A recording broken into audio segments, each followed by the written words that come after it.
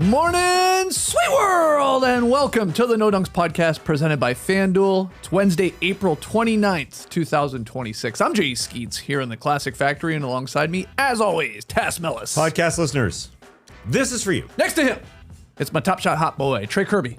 Ayo. Ayo. And over yonder, making the magic happen, super producer, JD. Hello. There he is. Here we are.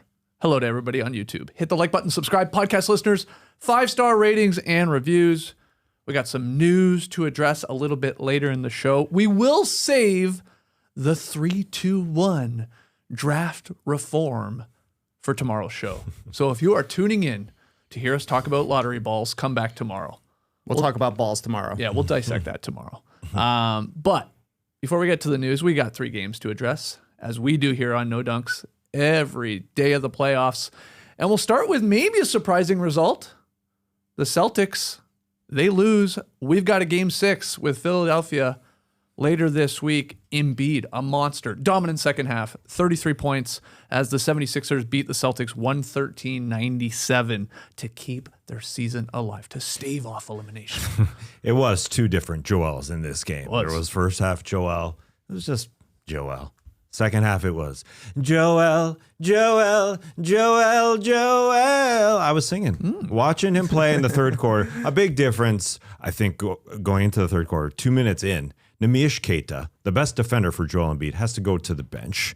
And Embiid said, all right, this is when I'm turning it on. He may have had that coming out of the locker room, but as soon as Keita went to the bench, when they were up double digits, Embiid started scorching. He scored 8 straight points for Philly because he saw Vooch in front of him, and he was totally comfortable taking Vooch into the paint. But it was a different Embiid in general. Keita aside, 5 threes attempted in the first half, 0 attempted in the second half. He was really driving. And this whole Sixers team, let's give them all credit here.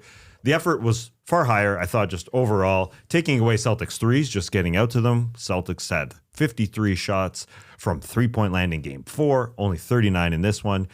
The Sixers only grabbed 40% of the rebounds overall in game 4, and this one they grabbed 57. So overall, it was different, and it started with Joel Embiid, which was a question we had going from game 4 to game 5. Should Embiid start? And he shut us all up, especially in the second half. Was he saving his energy for the second half? Probably, because he knows he's a little limited. But in this game, that's a lot of Embiid. Almost 40 minutes played. He played just game of the season. He was licking his chops when Voocherino checked in. He's a delicious boiled Vooch for dinner. He was destroying him in the third quarter, and it was just throwing me back. The Bulls didn't beat Embiid on the Sixers for like 5 straight seasons. It was ridiculous. Turns out Vooch, not the Embiid stopper, but this is why you bring back Embiid in game 4. Let him knock off the rust. That guy is like a Blackstone griddle left out in the rain. He was covered in rust, and it was raining this morning, so I know I got to go Embiid mode when I get home, knock off the rust. But he was ready to go in game 5. He basically scrapped the three-pointer in the second half of the game, and that was what was really the difference maker. But I was really impressed with the way he was functioning as like a screening/dribble handoff hub. The combination of him and Maxey is tough to stop in the pick and roll for any team. But the Celtics play this deep drop, and it's basically impossible for them to stick to Embiid at the top of the key and Maxey. Maxey drives so hard off these screens. He loves to reject a screen as well that he draws the big man so far down, so it leaves Embiid open for a midi, maybe a 3 from the top of the key, or a chance for him to catch, swing it to the other side, do the same thing for a guy like Paul George, who I thought had an awesome game. So really impressive performance by the Sixers. I like that Nick Nurse clearly told them, get as many threes up as you can. You mentioned they're limiting the threes for the Celtics, but the Sixers need to take them too. They went 15 of 42 last night. Not a great percentage, but 42 attempts is huge. They went 19 of 39 in their game 2 win. In their losses, they're taking less than 33s per game. Just getting them up matters against a team like the Celtics, who had a tough shooting night, mostly because of the Philadelphia defensive intensity. They were all over them, I thought, this game. They were making the Celtics play the Sixers style of game at the Sixers pace. No airspace at all for Jason Tatum. No airspace for Jalen Brown. Really impressive performance all around from the 76ers. They dominated in the fourth quarter. Yeah, they did. I mean, Grimes had a huge fourth quarter, knocking down some of those threes, but Paul George hit some. Obviously, Maxey got up a lot, hit 3. Who am I forgetting that also contributed? There's another guy that hit a bunch. Drummond hit your one. Paul Grimes hit it. I thought it was Grimes, Paul George, four and guys. Maxey for the most part. But yeah, that's it. VJ Edgecombe hit 3. Yeah, he hit 3. He There hit we one. go. at- I knew at I the was end. forgetting somebody that also contributed from 3-point land. But yeah, this really did start with this, whatever they talked about in the locker room. Like, hey, Joel, stop shooting threes and go inside. They're playing you one-on-one, and you are obviously a beast when healthy. Now, of course, it's a Joel Embiid game, so we had an injury scare within the game. He fell for, I guess it was Jalen Brown's pump fake and a little spin move under the basket. Embiid hobbled and immediately grabbed his left knee. He goes back to the locker room, and you're like, oh my God. But moments later, he came back. You did. And didn't miss a beat and was pretty dominant there as the Celtics struggled mightily in the fourth quarter. 3 of 22 shooting, 11 points for Boston. And they were getting beat to loose balls, the rebounds that you brought up. Philly did a good job on the glass. They were missing free throws. They had as many turnovers as baskets in the fourth. They went 5 minutes without scoring here. But we've sort of seen this from the Celtics before. This is like sort of a familiar game from them, despite all these postseason runs. Yeah. And it was kind of quiet in the TD Garden. I thought it was a more quiet game. I was wondering, is it the stereo speakers? Is it because I'm just listening from the television? I flip back and forth. It's partly just because the Sixers took the life out of them, and that third quarter, again, Kata going to the bench was a big factor. They were up double digits, and then, Embiid 8, Vooch up, and everybody hitting threes. And, the effort level, there was one team had it, one team did not. And, that's what I was thinking is this we have seen this from the Celtics before. Oh, yeah. They just were unable to close it out. The double-digit lead in the third quarter for them, I think, is a bad sign for them. That's when they took their foot off the pedal a little bit, and everybody else contributing. Yeah, the Grimes contribution, the Grimes game came through.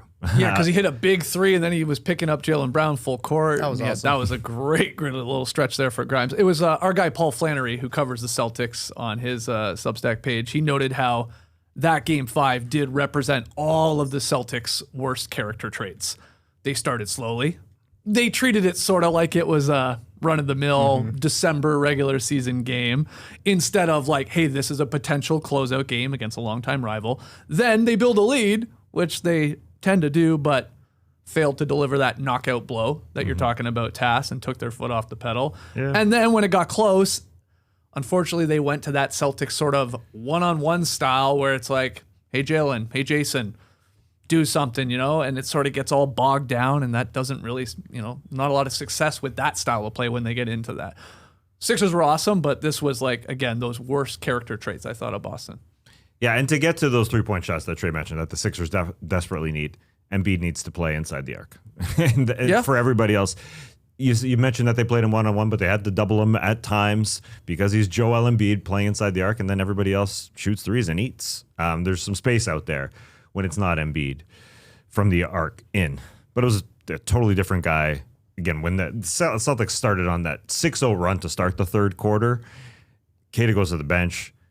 Different game after that. I mean, it looked like, all right, the Celtics might blow them out. And then as soon as Kata went to the bench, it was over. For him, in Embiid's eyes, I mean, he went to a different guy. Then later goes to the locker room, as he said, was it a hyperextended knee? And then able to come back and play a really good fourth quarter too. Mm-hmm. Yeah, because he's either obviously feasting inside. Even against Vooch, he missed one and he grabbed the rebound and put it right back in. A very easy rebound. Yeah, exactly. And then obviously he's feeling a little bit, so you get the classic Embiid jumper around the free throw line. He's obviously getting to the line as well. And then you knew it was like, basically, it felt like almost a bit of a dagger there. He did like the Hakeem Olajuwon, like dream shake on the block there on the left side and splashed that. And then they obviously ran away with it. But not just him. You said Maxey, Paul George, he's been good. Had a great game. Very, Been solid very here in this series. And defensively locking in and just doing all the little things you want from your vet. 16, 9, and 7, hit 4 threes, on. had a couple of steals. It was like he made a 3-pointer when they needed. I think he hit 2 right away and kind of like set the tone for the Sixers. We're getting these shots up. He was passing the ball. He was kind of the main defensive guy on Jason Tatum. Then when Tatum subbed out, okay, I'll go guard Jalen Brown. This is why they're paying him so much money. Not for the 16 points necessarily, but for the defense and the veteranship. That was a great game from him. Grimely was timely as well. 4 for 7 from threes. Hit him when they really mattered. And that possession where he picked up Jalen Brown, knocks it into the backcourt, and then just sticks with him one-on-one from baseline to basically Jalen Brown missing the jumper was just representative of the fourth quarter effort from the Sixers. They put that up as a highlight on House of Highlights. I was like, just a one-on-one defensive possession. Yeah. I saw that. That was equivalent to when Trey Jones got the smart basketball IQ highlight Right. on House of Highlights. When you're doing something that's a role player move and they're showcasing it, you really made an impact. Yeah, as far as Paul George goes, his first three that he made was wide open. And I think it's a bad sign for the Celtics' effort level. Tatum allowed him to shoot his three, and these guys are just so good. And Paul George is so good. You allow him to hit one shot, he starts to feel good. And the guys that Nick Nurse went to, as they went into their bench, they asked a lot of these guys because it was really just 6 players and 6.5, if you want to call it that, because 24 minutes from Quentin Grimes off the bench. Otherwise, 7 from Andre Drummond and 6 from Dominic Barlow. So really, they asked a lot of their starters. Paul George played 43. That Joel Embiid 39 minutes. Edgecombe almost 40 minutes. Tyrese Maxey 42 minutes and Oubre 31. This was I mean, as you season. should. They had to win to survive. to win. So Yeah. how do you feel about this series now going back to Philadelphia for game 6 with, Embiid looking the best he's looked here, of course, in this series and over the last couple weeks after returning from the appendectomy? Like, do we have something here? Is this a potential Zaza Pachulia? We're going to game 7, baby? Or does it just come down to, hey, do the Celtics hit enough threes? Do they hit threes? They win. Well, When they don't hit threes, they don't win. well, they took far fewer threes in game 5 yeah, but because of the didn't hit Sixers. a lot. No, because the Sixers just didn't allow them to shoot those threes. But also, can Embiid take it from one game to another? I Right. find it hard to believe. Unfortunately, So, yeah. And we're going to get a better Celtics effort level, I would assume. So you still like Boston, of course, Oh, to come through yeah. here, and it sounds like you're even Yeah, thinking they maybe wanna game kill 6 it. on the road. They want to kill it in Philly, I think. Okay. I think it's hard to really think about it because on one hand, the Celtics like to inflict maximum pain on the Sixers just over the course of their games against each other. franchises, Yeah, yeah. franchise history. That's the exact word I was thinking of. So winning in Philadelphia would be inflicting maximum pain. Right. unless it's a 3-1 lead, Philadelphia claws their way back, gets to a game 7, and then gets destroyed by Boston at home. So I could see it happening either way. The Celtics are, for whatever reason, a better road team in the playoffs with Joe Mazzulla as the coach. So I can see them winning in 6 or 7. Do you think there's any panic in Joe Mazzulla and the Celtics coaching staff when it comes to Derek White and his performance or lack of in this postseason so far? I mean, he struggled again in this one, 2 for 8. He just can't shoot. He hasn't really been able to shoot all that well all season long. Yeah, he's not pulling the trigger. Yeah, I mean, could there be less minutes for him? And do you go more for Peyton Pritchard or Shireman or something like that? Or is this classic Joe's like, no, we'll see it through? I mean, he's out there for defensive purposes too, and he still course. gives it on that end, but he can't shoot right now. Yeah, that's true. Yeah, at this point when they're up 3-2, I don't think they pull the plug on Derek White. Okay. It might have to happen in round number 2, but also the change of environment might help as well. The change of opponent, more importantly, because they have home court advantage if they do advance against the New York Knickerbockers or Atlanta Hawks, whoever they play. So, yeah, I think they're just going to see it through. In addition to talking about the 3-2-1 draft lottery reform on tomorrow's show, we plan on doing a little draft of disappointing players in the postseason so far. Derek White's probably going to be selected by one of us tomorrow. I don't know how many rounds we're doing, 2 or 3, but he's on the short list of some of these guys that haven't lived up to what we've seen prior postseasons or prior seasons. I think that's fair to say. Yeah, he's probably like a 3rd-round draft pick. Yeah, that sounds about right. But there's no way they take him off the court. No. Like, his defense is too important, and it's not like Edgecombe is lighting it up. He had that awesome game, but he kind of struggled yesterday, too. Made a huge 3 for the Sixers late in this one, but there's an offensive player struggling just as hard as Derek White is, so I think they'll live with it because of everything else he does. Yep. Any other random notes from the Sixers giving us a game 6? We've watched basketball for a long time, but when I saw Joel Embiid's sweat, the droplets in a replay, you could see all of them from his hair and from his shoulders just rise up into the air.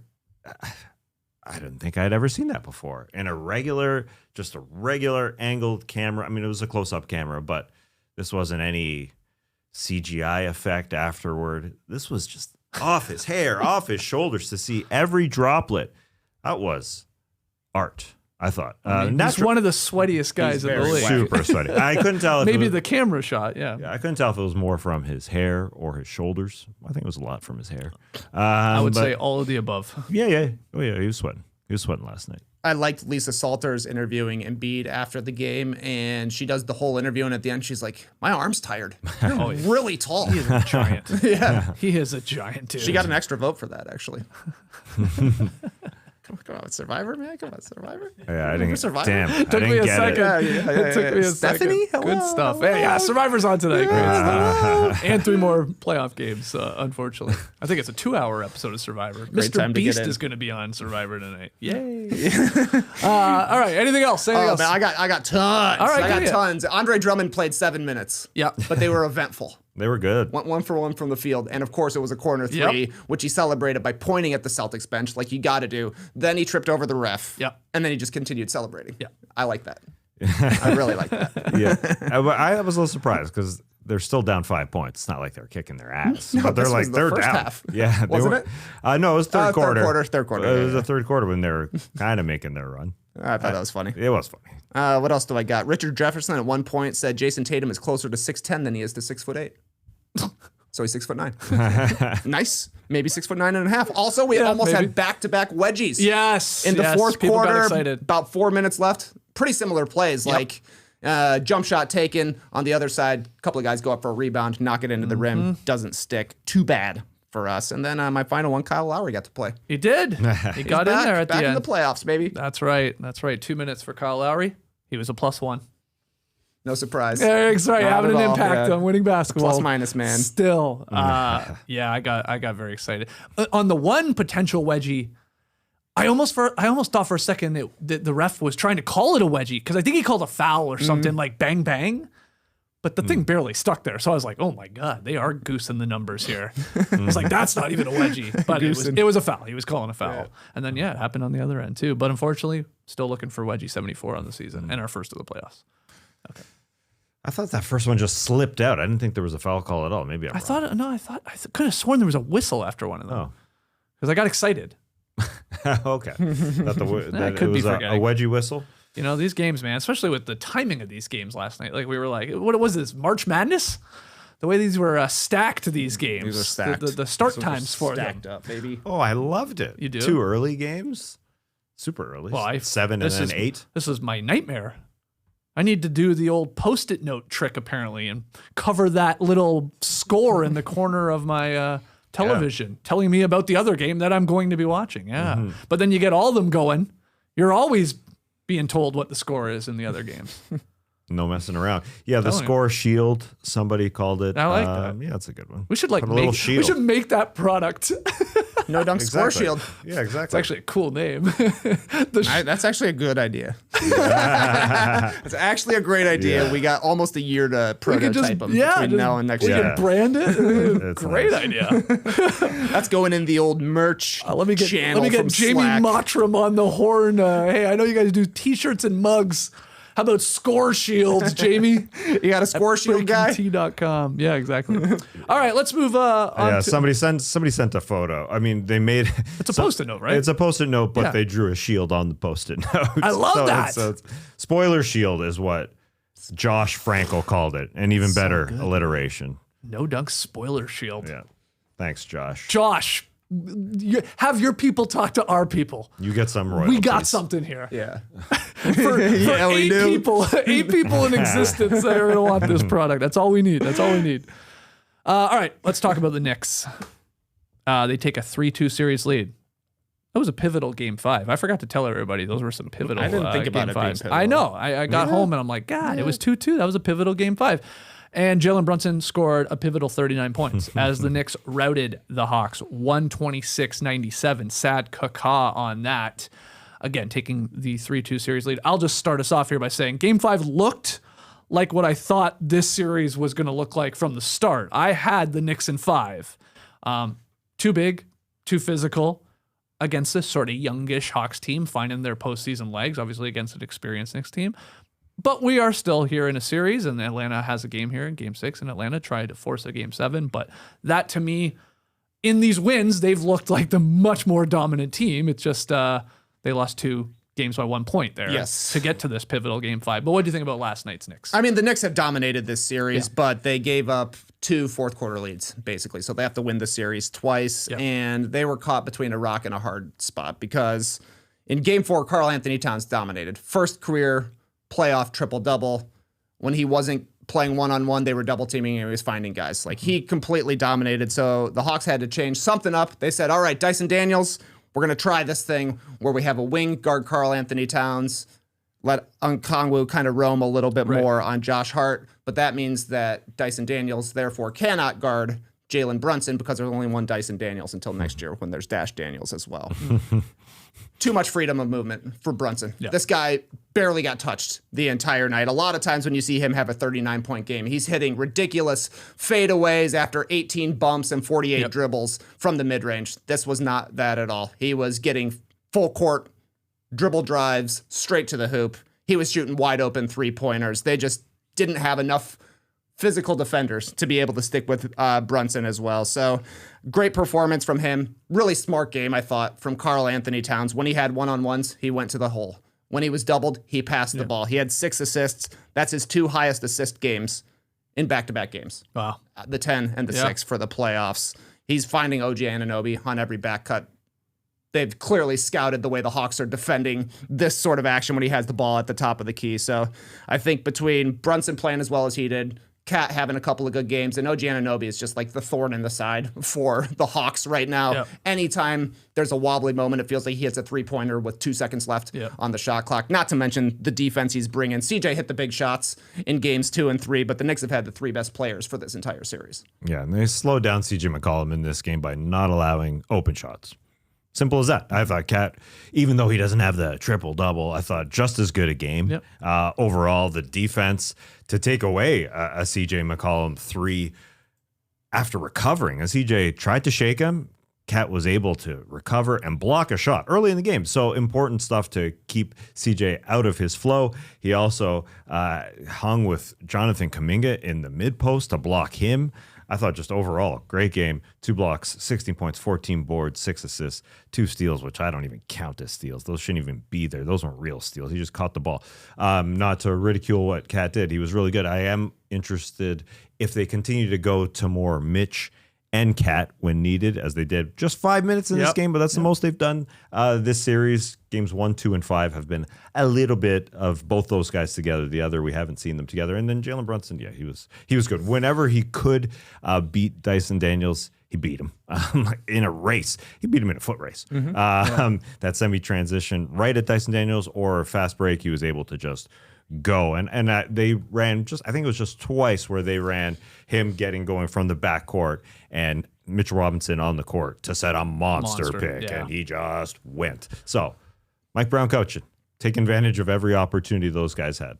Yeah, and the Knicks out-rebounded the Hawks 48-27, and they had the fast break advantage 13-4, so that's going to be very difficult for the Hawks to win those games where it's not in their favor, those type of points. Only 11 turnovers for New York. These are all the things that the Hawks needed. This was a bit of an ass kicking here. These last 2 games are the Knicks looking like the championship contender, and the Hawks looking a little bit more like a team. Again, a little lack of experience there in the postseason. A great season overall, but this is where they're just outclassed here. Knicks led by 24 in Game 4 on their way to a big win, and last night they were up by 32 at one point, and just sort of kept applying the pressure and get the victory. So we come back to the Fortress, though, and it does feel like, and we talked about this, I guess our buddy Jared brought it up, it's like the Hawks win, it's going to be close. It's going to be a jumper from CJ McCollum or a final couple possessions. When the Knicks win these games, it's of the dominant fashion here, these just ass kickings.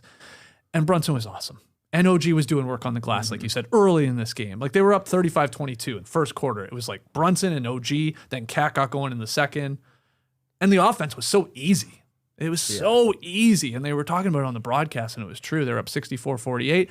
A little fight from the Hawks there at the end of the second quarter and a little bit into the second half, but just too much. They got to win the first quarter.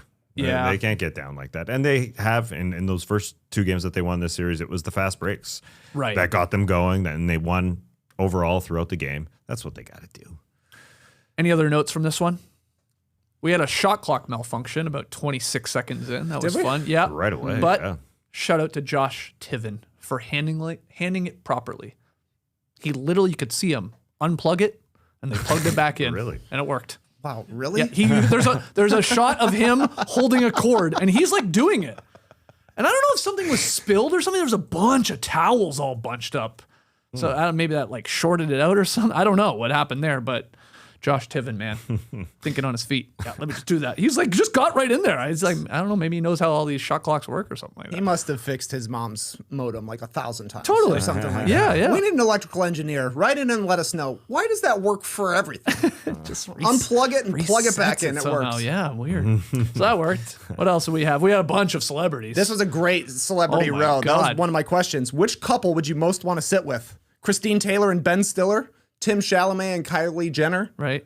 Tina Fey and Tracy Morgan? Or Dark Horse, Edie Falco and Keith Cotton? Wow. Sitting with Keith? Yeah, I'm going Keith. Hey, great options there. Yeah. I guess for that one, give me Tina and Tracy. Tina and Tracy, yeah. I'm going young. I'm going Chalamet and Jenner. Okay. Yeah. I mean, look, Chalamet, he's got- very into the game. He is Oh, always yeah. standing Yeah. up. I mean, so is Ben Stiller. Of course. Yeah, he would. Chalamet, there was that one, I guess, Cat scored, and Chalamet was yelling and gesturing, "Big Cat! Big Cat!" That's what he kept yelling. It was like early, it was in the first quarter. It was after a big Karl Anthony Towns bucket. Big Cat yelling at him. I Big like Cat. Yeah, good. I almost woke up my kids when he did that. that. Oh, yeah. Because my kids sing a song.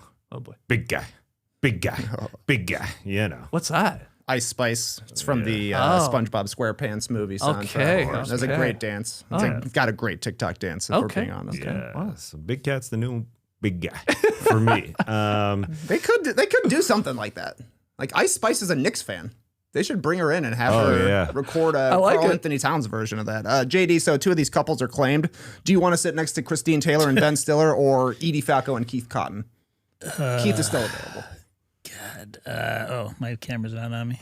What about Mike Tirico and Reggie Miller? Yeah, you can sit, Don't you can forget sit about by them. Mike and No, Reggie if you want to. as well. Absolutely not. Because they did the Absolutely pan. not. They panned all the way down and then showed Tirico and Reggie Miller at the end. Here are Actually, all our fans. I actually Oh, thought that's that the was joke. sort of funny. was. The way they did it, they like both pointed at each other, like, yeah, we're on Celebrity Row. But yeah, where Who are you you got, going? JD? I guess I'm going Edie. Yeah. And who's she sitting with? I don't even know. Keith Cotton, of course. I don't I don't know who he who is. Keith Cotton is. Yeah, me is neither. But Keith I Cotton? found out that that's who she's in a relationship with. Oh. Because I was like, they didn't show any love to Edie Falco on the broadcast last night. They were talking about everybody else. Oh, he's a record. He's a record Yeah. producer, I guess. Okay. A keyboardist, composer, musical director. Okay. I mean, Tracy and Tina would be my first choice, but if I can't have them, then I'm sitting with Edie. Yeah. And what's his name again? Cotton Eye Keith. Keith Cotton. You love dueling. You love. You love dueling pianos. You're right. Yeah. You're right. So you'd be able to talk to him about that. I sit there and chew his ear off about dueling pianos. I'm sitting next to a legend, a TV legend. It's In Eddie Falco. Yeah. Where's your favorite spot for dueling pianos? Anyway, I'm looking at Keith Cotton's Instagram page right now, and he blasted a photo of the action. I mean, can't get closer than that. First comment: your seats do not suck. It's a great photo. Good stuff here from Keith. What else do I got? How about the? Let me say this before I get to the highlight from the game. Mitchell Robinson was throwing down alley-oops left and right, so putting good. back dunks. I mean, if I'm a Knicks fan, I don't even want to talk about it though, because it's like he looks so good right now. Oh, yeah. And every minute he's out there, he's having an impact on the game. And the reason I don't want to talk about it if I'm a Knicks fan is like, boy. Just when you get excited, he'll unfortunately roll an ankle or something like that. But he is rolling right now. But the highlight from the game was that Kuminga oop. That thing was sky high. That was pretty Holy sweet, man. crap, Kuminga on that baseline alley-oop he just kept going up as he threw it down. So that was a good play. That was quite a good play. They loved it. Tirico and Reggie absolutely loved it. Good energy from them on the very energetic alley-oop. That was nice. Yeah, I also liked Jalen Brunson. He got hurt a little bit at one point, kind of fell down. Yeah. It was behind the play. He gets the ball back and makes a shot. And Trico says, "The healing power of the ball does it again." That's right. You're never injured when the ball's coming your way. I will say, as for the Hawks and their lineups and who's playing last night, it's I get it because he's been bad, but it's tough that the former number one pick is DMP CDs here. And you're getting Corey Kispert and you're getting a lot of minutes from Gabe Vincent and that over Ari Sachet. I understand it though. I mean, you tried it a couple times and you weren't getting anything, but not great is all I'm saying. Yeah, and then he wouldn't be taking Gabe's minutes. He probably wouldn't take he could be taking Corey's minutes, that's for sure. I mean, they put in Corey Kispert to hit threes to make up for the deficit. Yeah. Or it would be Kuminga, who I screwed up. I said Cat blocked him. He blocked Jalen Johnson. But Mitch, you brought him up. He's the one who blocked Kuminga. It's the most eventful, like Drummond, the most eventful 15 minutes from a guy in Mitchell Robinson. Like, he does so much. Oh yeah, Yes, he does. yeah. But positively right now, for sure, for the Knicks. Even except for the free throws. Oh my God, that man is gonna he's gonna break a rim on some of these. Yeah. It's like you're just put it a little bit of art. He just tries to put it through the rim. I know we've said this a million times. It's astonishing to me. And I love the crowds trying to cheer him on. Come on, buddy, you can do it. You can do it. Just honestly underhand it, because then you're forced to put a little arc on it. He just rifles it through the front of the rim. And sometimes it'll just sneak in there enough, but most of the times it just ricochets off. It's I crazy. thought Dyson Daniels' first make in this game was wide open. I was a rocket too. It's his push shot, but it's just, it's that thing, like a Luka Garza push shot. Garza-esque. He did it a 3, didn't he, last night? He did. On the wing there. He actually, he came out firing. He was on fire to start this too. game. Yep. 7-11 overall for Dyson Daniels. Pretty good game. Shooter. But they took away CJ, and it was a fine Jalen Johnson game, but again, he's just they've turned him into just a player. He's not a superstar by any means. And I think that's going to be part of his development here. This is his first real test as a number one guy. And you're playing a very good Knicks team with a lot of defensive guys to keep throwing on you. But he'll have to learn and adapt from this, I think. Yeah, especially the picking his spots. Period, for yeah, sure. yeah. Anything else? No. All right, one more game to talk about. And that is the Spurs wrapping up their series versus the Blazers. They win in 5. They're going through to the Western Conference semifinals. Wemby, good game. Didn't need to have a dominant scoring game, but awesome defensively. And De'Aaron Fox coming through once again in the clutch. The Blazers put up a fight. They hit a bunch of threes at the end, and suddenly it was like a 9-point game after trailing for a majority of the game. But the Spurs go through. So, Trey, they sort of passed their first test here of the postseason action. And I really love the killer instinct from the Spurs to come out and have a monster first quarter. Basically, they didn't play with their food. Julian Champagnie came out and said, I'm going to shoot you out of the gym. And that's exactly what happened. It did get close in the fourth quarter, but Fox just completely closed the door on whatever kind of Blazers comeback they were making with their three-pointers. Just a pretty professional effort from a team going through their first playoff series together. Finished their series early. Let Denver and Minnesota just literally beat up on each other. Yep. Guys are dropping like flies in this series. So the longer it goes, the better for the Spurs, because right now they're just chilling without injuries. Pretty good. Yeah, and Champagnie even said after the game, I guess, but we didn't want to go back to Portland. That was kind of the emphasis for the guys on the team. We just didn't want to fly back to Portland. It's a 4-hour flight. And so he backed that up. He said it. He finished 5 of 7 from deep. And San Antonio shot 40% from three-point territory. And yeah, did it get close a little bit? But yeah, Fox was he was special down the stretch. I mean, you see why the guy did win a clutch player of the year. Also, De'Aaron Fox's first playoff series. Win. Yes. Yeah. In 9 seasons. Is he 9? He's 9 or 10, yeah. So congrats to him. Yeah, only his second playoff series that's probably ever, right? Just other than the 7-game series with the Kings. Yeah, 13 in that fourth quarter. It was, I thought, surprised to hear his head coach say he was a clutch player of the year for a reason. I mean, I know you just said it, but to hear somebody quote or reference a clutch player of the year, I've never heard it done before. But either way, they were ready in that first half. They were smiling in that first half they were. off the bench. Yeah. And once they got up big, lots of dads in the house. Wemby's dad out there. I think Keldon Johnson's dad, if I'm not mistaken, out there. A lot of dads. A lot of For the dads. Yeah. Was Ron there? They brought him for this big game. I guess they knew they were going to close it out in game number 5 because I don't think either dad had been there in previous games. But they were ready to go in that first half. That like the Champagnie first quarter when you get that going. Yeah. You ain't losing. But also the defense was was damn good. Oh my God, yeah. And De'Aaron Fox and Dylan Harper, they were like the star guards of the San Antonio trio of star guards last night because Castle had a bit of a rough game and foul trouble and all that. He didn't play all that great offensively and he had a bunch of turnovers, but it's okay because you have Fox, who reminded everyone that he is a big-time scorer. Over these last 2 games, he's been really, really good. Yep. And he had 13 of his team-high 21 in the fourth. He had 9 assists. And then Harper, he's basically showing you the 2 skills that you have to have come playoff time. Tenacious defense and an ability to finish in traffic at the rim, absorb it, and just power through it. And that guy can do that as a rookie already. So those 2 are great. While, hey, Castle, you take the night off type of vibe. What a luxury. But yeah, Wemby's defense too down the stretch was pretty special. I know Fox was doing it offensively, but my God, the Blazers were blocked 6 times on attempts contested by Wemby in Game 5. And I'm not sure which one was more emphatic, Trey. The one, and this is around the 3-minute mark or so, where he sent Denny Avdia's like floater into outer space. It like grazed the top of the backboard and went flying into the crowd. Yeah, that's when they showed his dad. Yeah, that one impressed his dad. He was excited. Who other times was like, whatever. Like he's doing all these crazy spins and stuff like that. It's like nothing from him. But that one did. But then he had the one where he just like, what did they say on the broadcast? Snatched his soul, Kamara's stole his soul. where he just completely stuffed him at the rim and then the ball like ricocheted off Kamara. Yeah. I'm not sure which one was more impressive.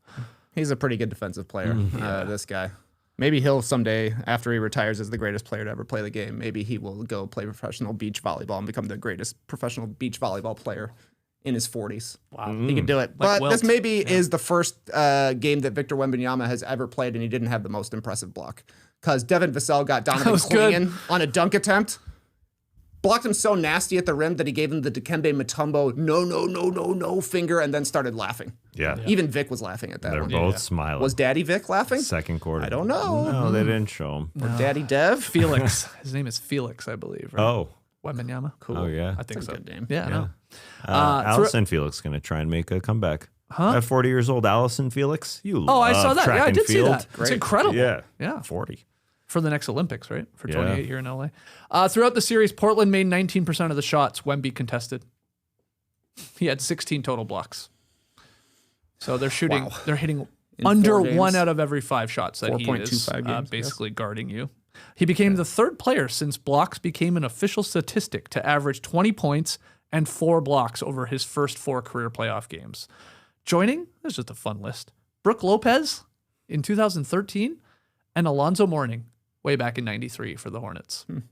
First 4 games in their playoff career, 20 plus points and 4 blocks average. And I think if you were going to describe Victor Wembanyama, you would say he's the perfect combination of Brooke Lopez and Alonzo Alonzo Mourning. Mourning. That's right. That's exactly right. That's exactly who he reminds me of when I see him play. Well, yeah. And then the other random one was a Patrick Ewing comparison because Wemby became the first player since Patrick Ewing in 1994 to record back-to-back playoff games of 15 points, 10 boards, and 6 blocks.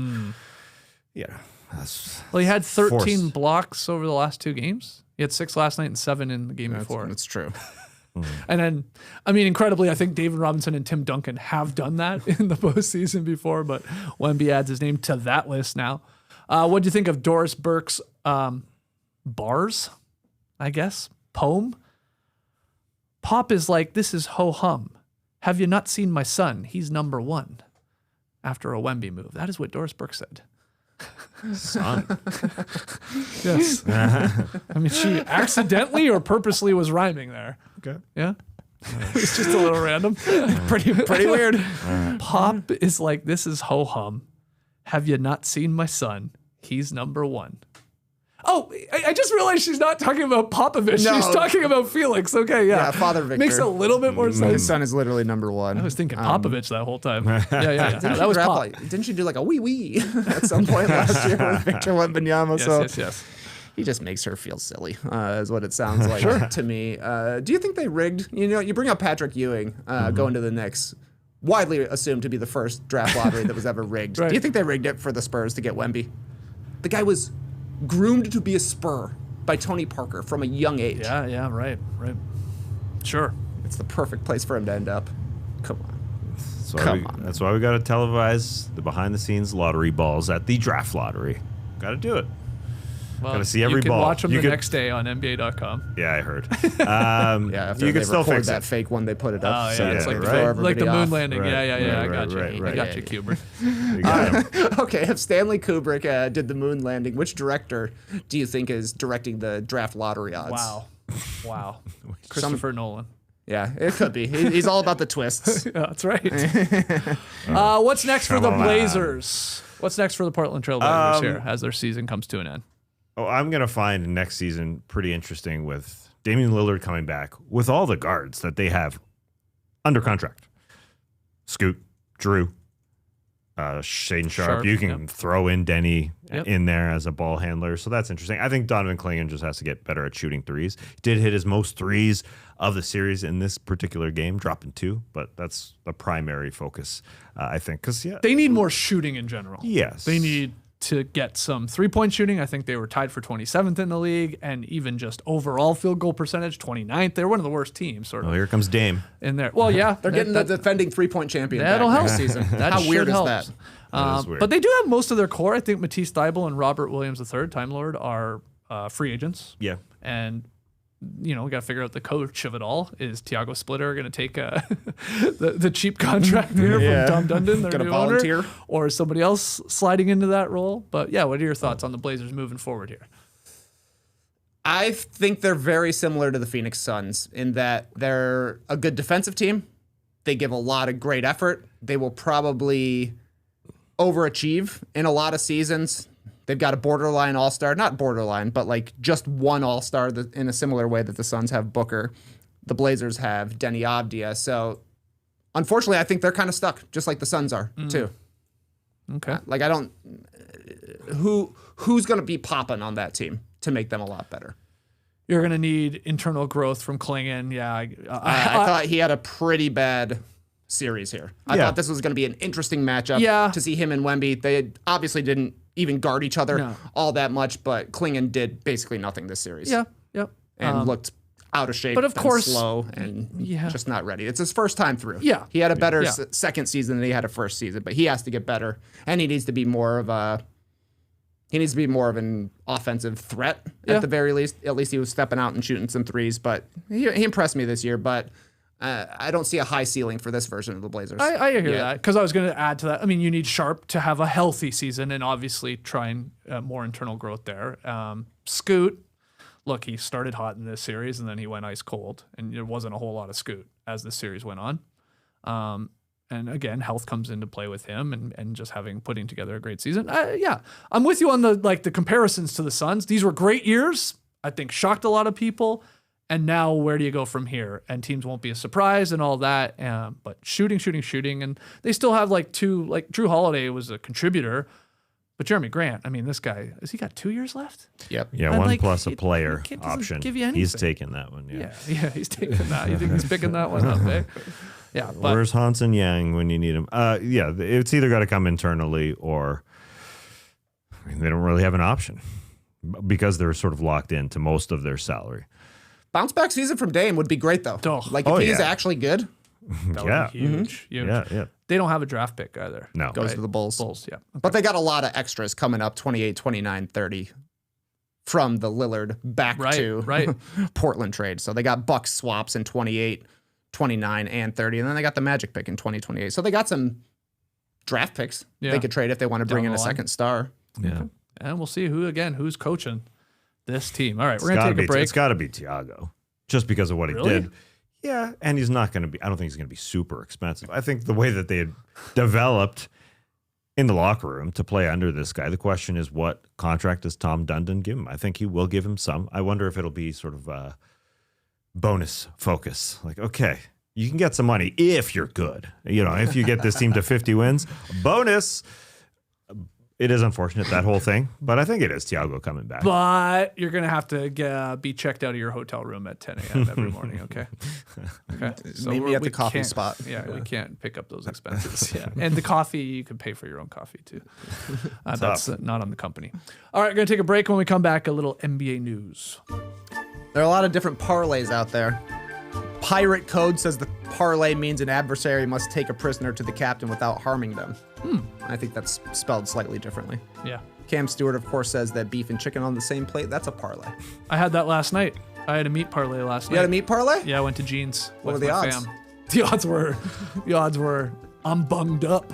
Plus 250 on bung? Wow. No dumpers here. FanDuel, of course, says that Desmond Bane to score 20 or more points, Sam Merrill to hit 3 or more threes, Wendell Carter Jr. to grab 8 or more rebounds, and LeBron to hand out 6 or more assists. They call that a parlay. Yeah, that sounds good. That's a real parlay for you right there. Whatever your definition, new FanDuel customers can bet $5 to get $250 in bonus bets. If your first bet wins, it's the old 5 to 250 dance, just for getting started.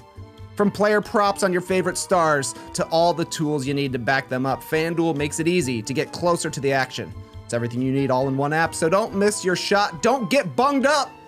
Head to FanDuel.com/podcast to get started. FanDuel, play your game. Play your game, players. All right, got some news for you guys. First off, Magic forward Franz Wagner's status for Game 5. Uncertain due to a right calf strain.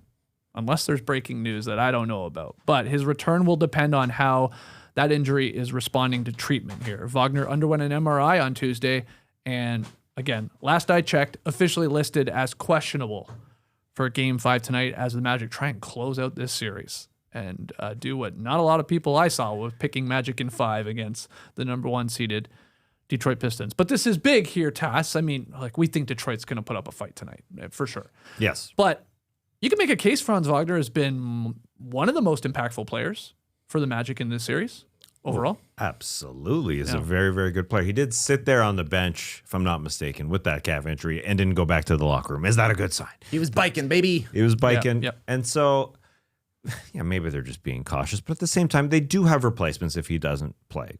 Tristan Da Silva was a good replacement this year, starting a lot of games. I imagine he'll be thrown into the starting lineup. He's a capable guy of putting it on the floor and scoring, and so I think that'll be their quick fix.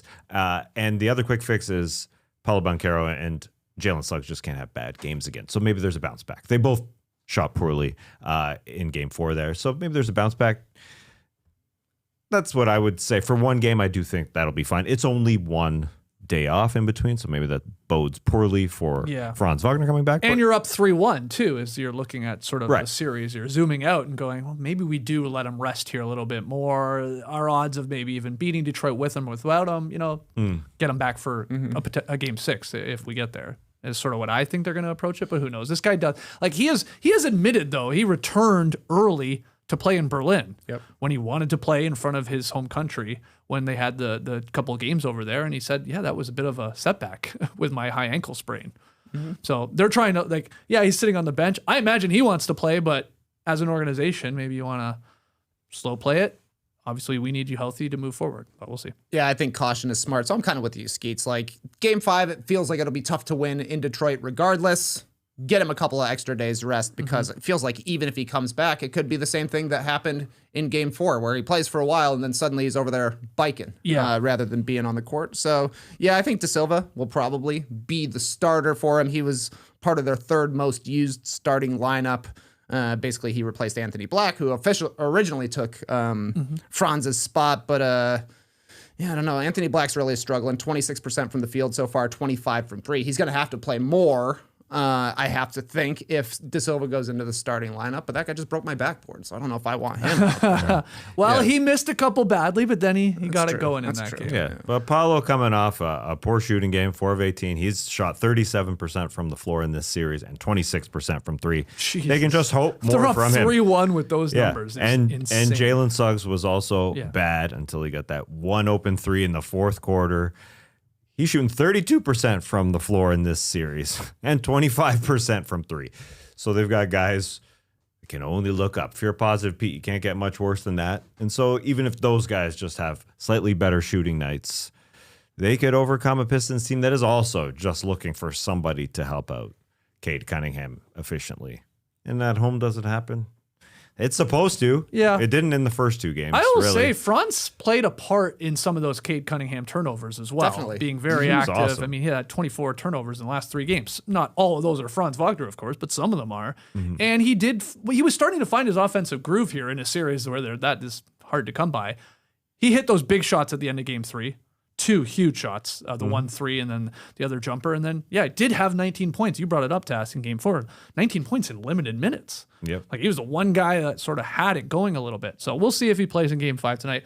We also learned that the Rockets have officially ruled out Kevin Durant for tonight's must-win game 5 against the Lakers because of a left ankle sprain. So no KD in that as the Rockets try and also survive here.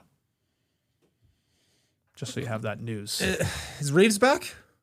They are. I think he's questionable. Right? Yeah. It seems like he's getting pretty close, though. Yeah. He's been questionable, I think, for the last couple of games as well. I think so. We'll see. We shall see. All right. Next piece of news here. Former NBA player and assistant coach Damon Jones became the first person to plead guilty yesterday in a gambling sweep that led to the arrest of more than 30 people. During back-to-back hearings in Brooklyn federal court, Jones entered guilty pleas to 2 counts of conspiracy to commit wire fraud for his role in what prosecutors say were sports betting and rigged poker game schemes. So Jones has pled guilty to both cases, and he talked to the court and stuff like that. So he acknowledged, I was using my insider knowledge to defraud sports betting companies when it came to the games part, like who's going to play, who's not, that type of thing.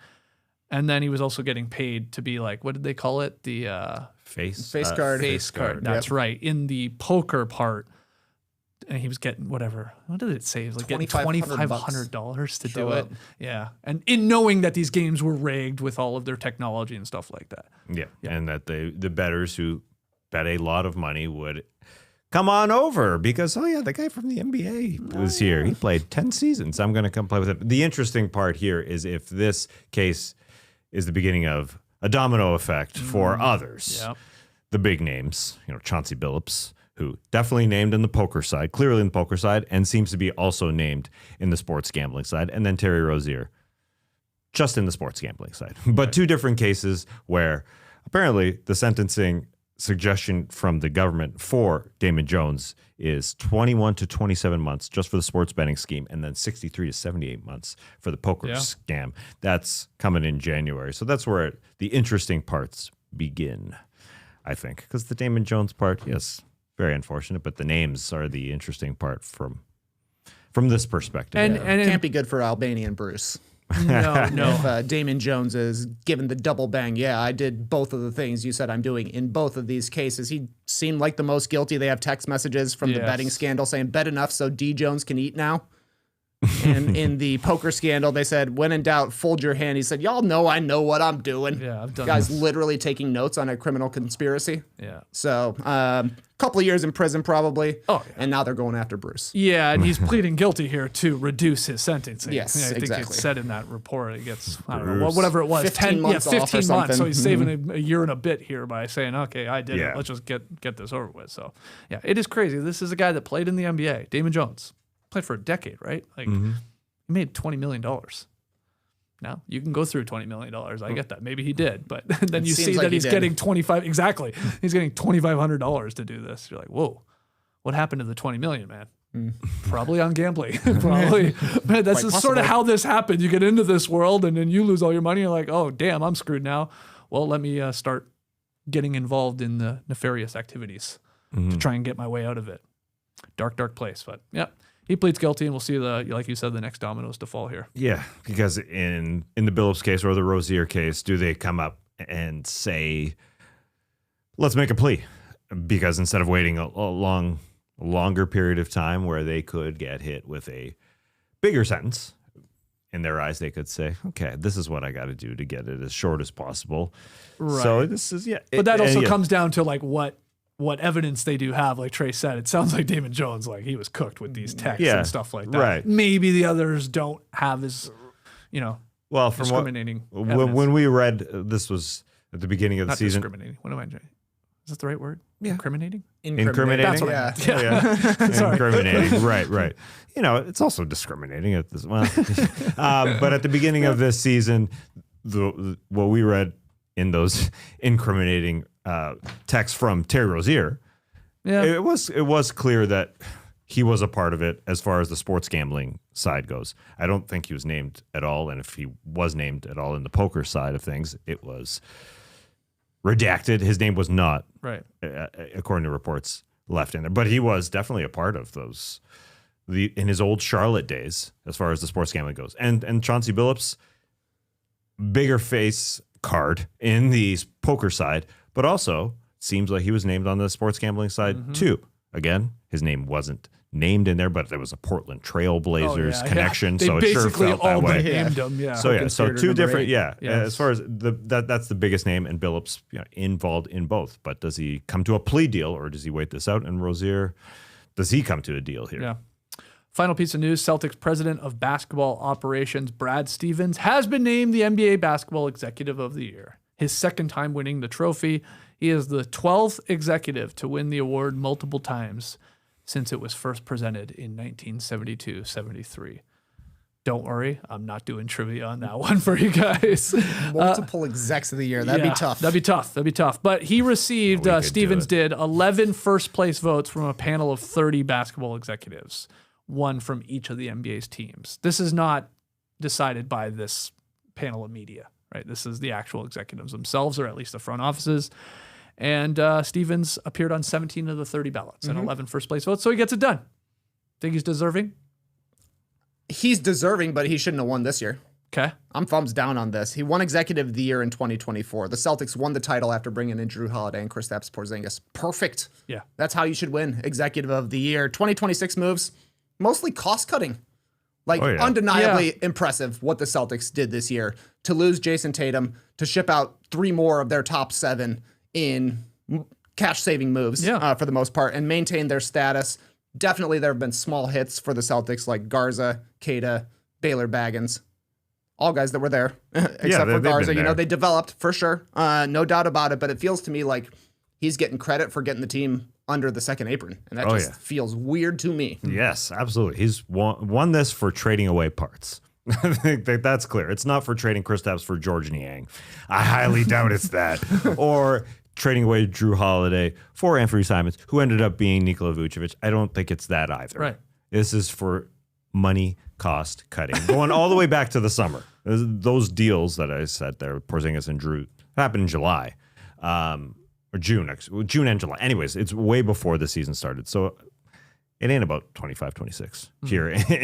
It's just about, my pick was Sam Presti in this one. Because he always does. Always does win. He must be a multiple winner. I don't know. No. He probably won it last year, didn't he? Yeah, he won it last Yeah. year. Yeah, Sam yeah. Presti would have been your choice. Yeah. They didn't do anything. Hey, that Jared McCain. That They was made one move. It should have been Ansi Saleh. Who was Yeah. second in this, and did appear on a lot of ballots, just not as 17 of many 30 first. as well, yeah. Yes. But he won actually both made transaction moves. periods. Yeah, right. In the summer, it was, wow, look what the Hawks did. They got the Pelicans pick. Yeah. They got Nickeil Alexander-Walker. They got Kristaps Porzingis. great pick. It didn't work. Okay? So he pivoted. They got Kuminga. They got CJ McCollum. They took off, won a ton of games in the second half of the season, and have a chance to win a playoff series. He should have won it for sure. Yeah. I had him there. I had him there as well. It is weird how we put guys up on this pedestal from the June trades. I think this should be done later. Okay. This should be done later. That's the season. Yeah, though. The season's over. Yeah. Yeah, no, the season's over, but you're saying he did great in June. That was last season. IMO. You know what I mean? No, not that's for the the- Hawks. It wasn't. For last That's season, the start of the new season. Yeah. last season's draft.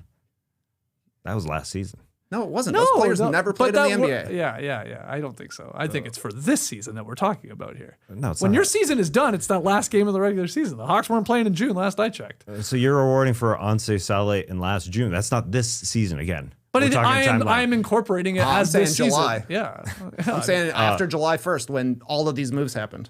Hold and on. free agency No, started. that was draft day trade, the first one. That's true. Yes. He did get the pick. I include then- that. yeah. That Yeah. to me, I'm including he that. got Kristaps Porzingis. You're building your team for this season that we're Hey, talking listen, about. Anse, Yeah.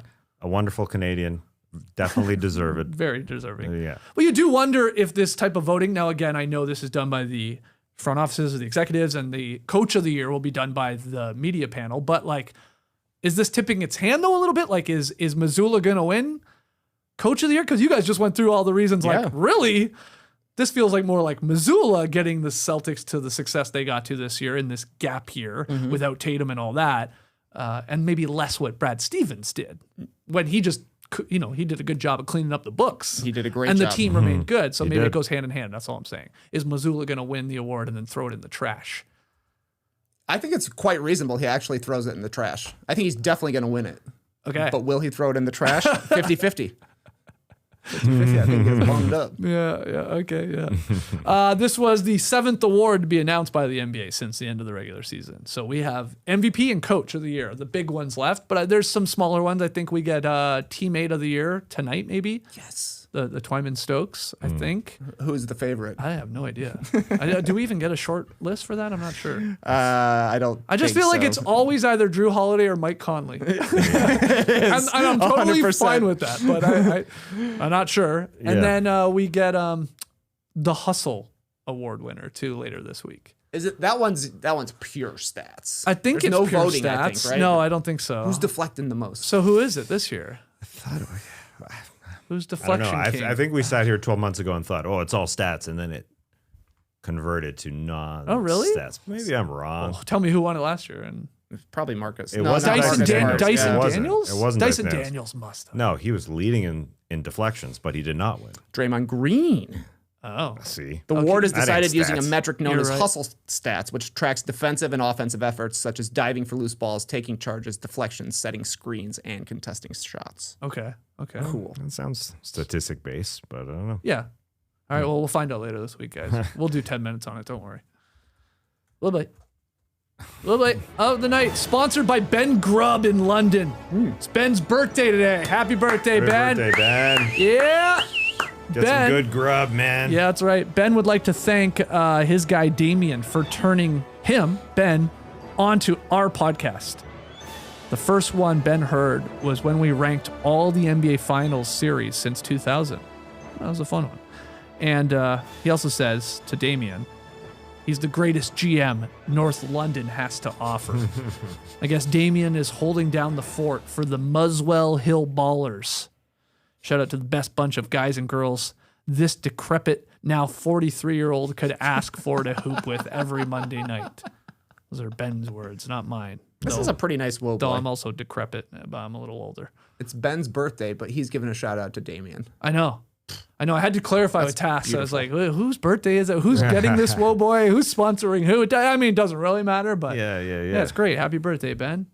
And shout out to Damien and the Muswell Hill Ballers. You want to talk statistics? Ben had to play a lot of minutes for the Muswell Hill Ballers. Did he? That's why he's calling himself decrepit, because he's 43. I said, man, I'm older than you. Yeah. I'm not decrepit. You're not either. He said, well, I had to play a lot of minutes. We're short guys. Oh. So I feel decrepit right now. Okay. Maybe that's the legs talking. You got it, old man. legs. You got Hopefully the Muswell Hill Ballers did better than Trey Kirby's team last How night. dare you bring I'm this sorry. up. I'm sorry. segue. Yeah, we got bounced early. They got bounced early in the first down round. year for the Wesley Thomases. Oh, the Wesley Thomases. Yeah, we don't have team names. Interesting. It's just done by the team captain. Okay. You know, That's strange. Do you guys have? Yeah. Does everybody get jerseys? Like some teams have jerseys. Yeah. Okay. We don't. Maybe that's our next step. Yeah. Maybe. Bring the team together. You guys sound like a bunch of Tom Dundons over there. You guys team jerseys. It's true. Who plays a boxing one in men's league? That's ridiculous. Oh, you got boxing Ridiculous. one? Boxing one, Matt Pierce. Come on. Hey man, the scouting report was out. You take away Matt Pierce, you're beating the Wesley Thomases. Exactly. Matt Pierce said maybe we should wear wigs next season so they can't scout switch it us. up. Cool. All right. Yeah, Gogo Bataze style. We're playing them wigs. Okay. Well, boy, goes to Jalen Brunson. You can use Jalen Brunson on that team, sounds like. Dropped a game-high 39 points, shot 15 of 23 from the field, 3 of 5 from deep, 6 of 8 at the line. Also had 8 assists, just 1 turnover, a couple boards, 35 minutes played. Jalen Brunson is a goddamn stud. He is. He is. He's Yes. just fucking rock, man. I mean, I know this was his best game of the series, but how many 30-plus point performances does he have as a Knick? A lot. A lot. A lot. Didn't he have like 3 40-point games? That's what I'm saying. Last year in the stringing playoffs, this in a shit series? together, I man. don't This know. guy's unbelievable. Yeah. He plays a lot like a young Matt Pierce, actually. Wow. Wow. Jeez. Lefty? Matt Pierce lefty? Yes, lefty. Plays in the mid-range all the time. They actually play very similar, though. He likes to compare himself to Peyton Pritchard. Okay. Respect. Sure, yeah. Maybe Reggie Miller bestowed that upon him. All right, so Jalen Brunson, well, boy, good stuff. We got 3 games on tonight. Magic Pistons, 7 o'clock. Orlando, they're up 3-1 in this series. We're going to find out if Wagner's playing, but can Detroit extend the series? And do we get a good Jalen Duren game? Who helps out Cade? Or will this be another, 92 to 90 type game? Maybe. Raptors play the Cavs. That could be 92 to 90 as well. Pivotal game 5.